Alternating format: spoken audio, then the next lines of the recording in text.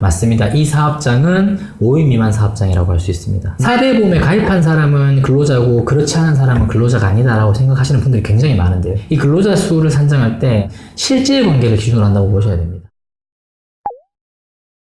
안녕하세요. 한국금융콘텐츠연구소 최두영 에디터입니다. 오늘은 상시 근로자 산정 방법과 5인 미만 사업장에 대한 이야기를 나눠보도록 하겠습니다.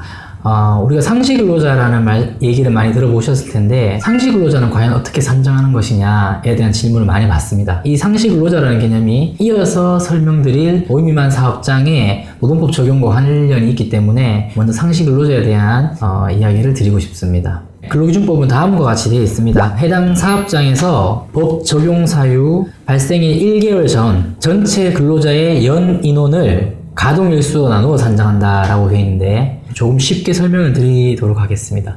먼저 근로자라고 하는 개념은 일반적으로 대표님은 근로자로서 인정받지 않습니다. 그래서 대표님을 제외하고 그 사업장에 있는 아르바이트생, 일용직, 계약직, 단시간 근로자, 사업주의 친족, 이런 분들은 전부 상시 근로자 수의 대상이 되는 근로자라고 보셔야 합니다. 이 근로자 수를 산정을 할 때 이 대상자를 모두 포함을 하시되 이렇게 생각하시면 좋겠습니다. 전체 인원이 근로자가 10명이라고 해서 그 사업장의 근로자가 10명인 것은 아닙니다. 예를 들어서 1월 1일부터 1월 10일까지 5명씩 근무를 하고, 1월 11일부터 1월 25일까지는 4명이 근무를 하고, 1월 26일부터 1월 30일까지는 휴무를 한 사업장이 있다고 했을 때 그 달에 그 사업장의 상시 근로자는 다음과 같습니다. 먼저 1월 1일부터 1월 10일까지 10일 동안 5명이 일을 했고요. 그리고 1월 11일부터 1월 25일까지 15일 동안 4명이 일을 했습니다. 그래서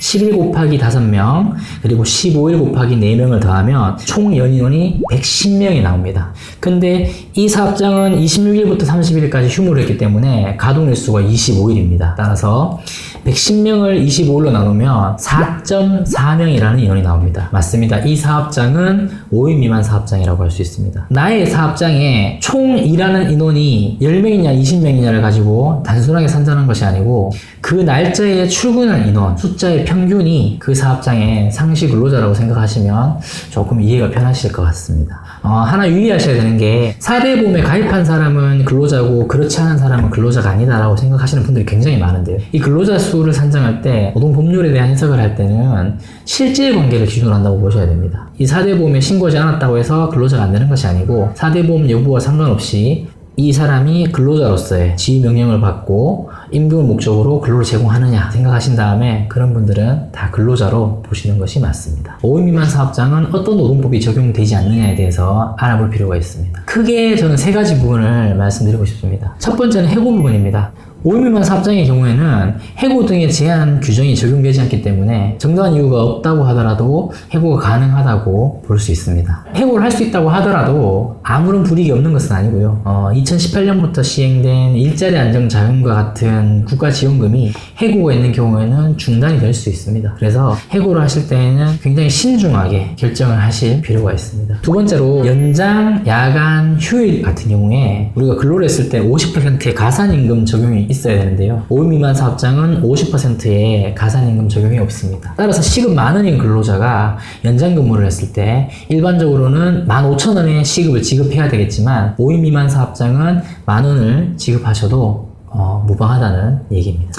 마지막으로 요즘 가장 핫한 이슈 중에 하나라고 할 수 있는 연차 유급 휴가에 적용 관련된 부분입니다. 5인 미만 사업장 같은 경우에는 연차 유급 휴가 수당 지급에 의무가 없다고 보기 때문에 5인 미만 사업장 같은 경우에는 연차 부분에서도 5인 이상 사업장보다는 혜택이 있다고 볼 수 있습니다. 그렇다고 해서 연차 유급 휴가를 고의로 방해하거나 하는 행위는 허용되지 않는다는 점을 명심하실 필요가 있겠습니다. 제가 크게 이렇게 3가지 말씀을 드렸는데요. 이 반대 해석을 하게 되면은 근로계약서 작성이라든가 최저임금, 주휴수당, 퇴직금, 휴게시간 등과 같은 3가지 부분을 제외한 근로기준법 굉장히 준수하셔야 된다는 필요가 있습니다. 5인 미만 사업장 같은 경우에 굉장히 헷갈려 하시는 분들이 많으신데, 근로기준법을 준수하지 않았을 경우에 근로감독이라든가 지도점검이라든가 이런 부분이 충분히 있을 수 있기 때문에 대비를 하시는 것도 좋은 일이라고 할 수 있겠습니다. 오늘 여러 가지 주제를 고민하고 준비를 하다가 스타트업이거나 작은 규모의 사업을 하시는 분들을 위해서 제가 가장 중요하다고 생각하는 부분에 대해서 말씀을 드려봤습니다. 인사 문제는 사실은 작은 회사, 큰 회사에 구분 없이 굉장히 중요한 부분이라고 생각하고 있습니다. 근데 이런 인사관리의 핵심적인 부분이 오늘 말씀드린 법 규정과 지침을 정확하게 알고 계시고 그리고 준수하시는 것이 첫 걸음이자 마지막 걸음이라고 생각하고 있습니다. 다음 시간에는 근로계약서 작성과 관련해서 중요한 부분에 대해서 말씀을 드리도록 하겠습니다. 감사합니다. 구독과 좋아요 부탁드리겠습니다.